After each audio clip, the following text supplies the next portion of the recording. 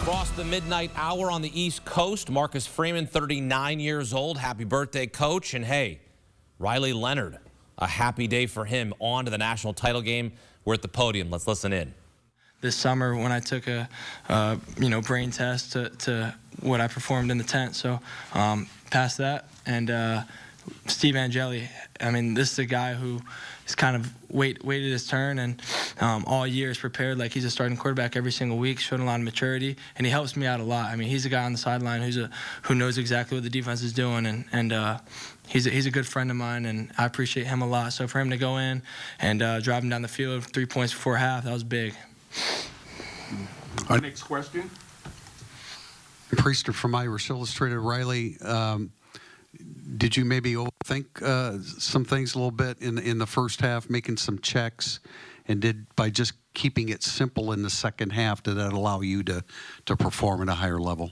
Yeah, we didn't really have too much of an altering game plan. There were some checks that I could have made in the first half, but overall I knew what the defense was giving me. We just knew what to get to in the second half. But no, I mean, I saw it well, and obviously didn't perform on a couple plays, but I can live with that. If I didn't throw that ball to J2, which I overthrew for an interception, I would have regretted it. So, I'm confident in, my progression. That was the right throw. Just got to execute, but I can live with that. If I were to, not throw it and hesitate, that's one thing. But I let it fly. And then, I got picked, but that's all right.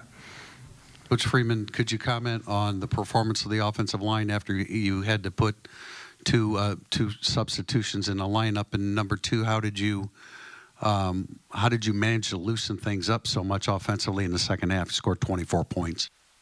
Yeah, we got a lot of confidence in the offensive line room, and when Knapp goes down, Tosh Baker has to go in, and when Rocco goes down, Charles Jagasaw has to go in, and we got a lot of confidence in them. I think the situation right before half, you got a new quarterback in there. Is it a 2-minute situation, or they're trying to rush upfield, and they made some plays, but they were able to. As I told the offensive staff and the team in the locker room, we have to be able to run the ball. We got to stop the run. That's not changing. We said that going into the game, and we're saying that at halftime. And we had to make some adjustments, which we did. We had to try to calm some things down. And you know what? The rushing attack truly helped us open some things in the passing game in that second half. And you know what? Riley just executed. The wideouts executed. The O-line did their job. Tight ends played well. And you find a way to win it in a game-winning field goal. So it was going to be a battle. And we didn't have great production the first half, and it was a 7-point game. And I told them, we get the ball the first series of the second half, and we just got to go out and execute on this play. But I wanted them to understand we did not play to our standard in the first half. And credit to Penn State for what they did on both sides of the ball. But it was a 7-point game. It didn't feel like that going into the locker room, but it was a 7-point game, and our guys went out there and performed that second half. Our next question. Marcus, your age was brought up at yesterday's press conference. I guess I'll be one of the first to say happy birthday to you. Where's this rank in terms of how you started one of your birthdays? Well, 13 years ago, I had a daughter, Sienna, born on the same day as me, and so for the past 13 years, she gets all the birthday credit. And but this is special. Again, this is a special moment that a lot of hard work has been put into it, and it's not about a birthday, man. This is just about a moment and enjoying this moment together. And then on the final drive where you kicked the field goal, how hard was it to strike a balance of being aggressive but also being careful, knowing you don't want to give Penn State the ball back there as well? Yeah, we were in we had great communication in terms of what we were going to do. I wanted to see are they going to call timeout. Right? If they're not going to call timeout, then I had to have a plan. Hey, when do we want to use our timeouts? And once we figured out what they were going to do, we said, okay, we want to center this ball on third down. Center the ball on third down, and on third down, center the ball on second down. On third down, that's when we decided to do the QB sneak because they called a timeout. And they executed it flawlessly. Nobody panicked. It was great communication. Riley kept everybody under control, and we knew we were in range where Mitch could make that field goal. And he is a confident guy, man. There is no moment too big for Mitch Jeter. And I had a lot of confidence in him in that moment. He was going to do exactly what he did, and he did a great job at doing it. If I can, I was curious about the beginning of the drive and sort of like how you decide what this plan of attack is in that situation. Yeah, we knew we had, I don't know exactly where the ball was, at the plus 42. We knew we wanted to get the ball as close to the 30-yard line as we could. Listen, if we could have went down and scored, we would have. But we knew at this moment, let's get the ball at least to the 30. And if we're not going to score a touchdown, let's run as much time off the clock as we can. But we didn't want to leave us with zero time. So we had to be smart with how we utilize those 3 timeouts, and we did a good job. Mm-hmm. Question right here on the left. But Freeman said with Irish Illustrated. You discussed the lift Jeremiah Love gave you in the second half. How are you able to use him in the second half? Yeah, he was banged up. He was banged up, and he is a tough individual. And he didn't get a lot of practice reps. We were very calculated on what we asked him to do in practice. There was maybe a little doubt on my end. But the closer we got to the game, I said, okay, he's going to give it a go. And, you know, the statistics maybe weren't there in the first half, but him being out there means something to everybody on that offense and everybody on our team. And in the second half, he made some Jeremiah Love plays. And, you know, and it speaks volumes to the heart he has. He gave everything he had to this place. He did not have to play today. And, you know, nobody would have batted an eye. But he put team in front of himself and how he felt. And we got a whole bunch of guys like that in that locker room, and that's why we're in this position.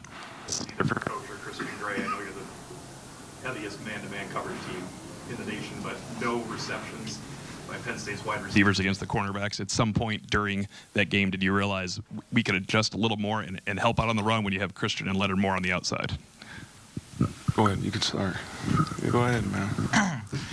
Coach Meek has always told us, you know, challenge every time, and we just did our job, you know, and we just kept them to 0 catches. So, yeah. That's him, man. You know, and keep it simple.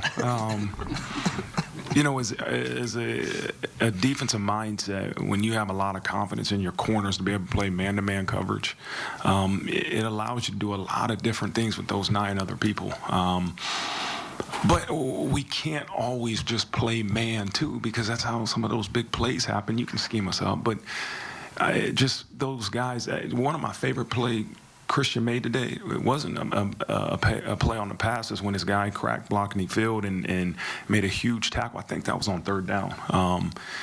You know, he gave, how much do you weigh? 190, 80, 70. He put all 175 pounds into that tackle, man. And, but that's, you know what, that hurts. That hurts. You know, and he's made to play man coverage, but I don't know how much he signed up to throw his body in there against a 200-pound running back that runs physical. But that's the way we choose to play this game. That's what I told him in the locker room. That's what I told him before the game. We choose to play this game in a physical, very physical manner. And you know what? Like, you're going to have to play through some pain, but that moment in that locker room when we're singing that fight song and we're celebrating together, it numbs the pain. And I'm just proud of them, and grateful that we have these guys in our locker room. Marcus, Dominic Miranda, NBC Indianapolis. It feels like this game was a microcosm of the journey you've been on this season to get to this point. Can you just talk about the resilience and response of this team to give this program a chance to win its first national title since 1988? Yeah. You know, I often tell them in your lowest moments, you find out the most about yourself. And we've had low moments, but we had a really low moment.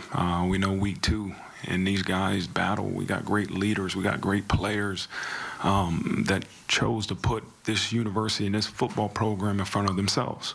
And that, to me, is probably the single thing that I'm probably most proud of is how we have a group of individuals that truly put Notre Dame football in front of themselves. Like, I know Riley and Christian truly would rather be in that locker room celebrating than being up here. But that's what it takes. It takes 120 guys saying, you know what, Who cares how many plays I get? Who cares what type of individual praise I get? It's all for Notre Dame and to make sure we achieve team glory. And we have a locker room of guys made up of that. And that, to me, is a reflection of what you saw today. The guys that did whatever it took to find a way to make sure we achieve the outcome we want. If there was a brick wall in this studio, I'd run through it right now. There actually, no, there's not a brick wall, but there's drywall. Marcus Freeman, leader of men. 0-2 against his alma mater, Ohio State. Will he face the Buckeyes in the Natty? We will have to wait and see on Friday. Ohio State against Texas in the Cotton Bowl. But Marcus Freeman, get this, seeking to become the first head coach to win a title in his first 3 seasons since Pete Carroll in 2003.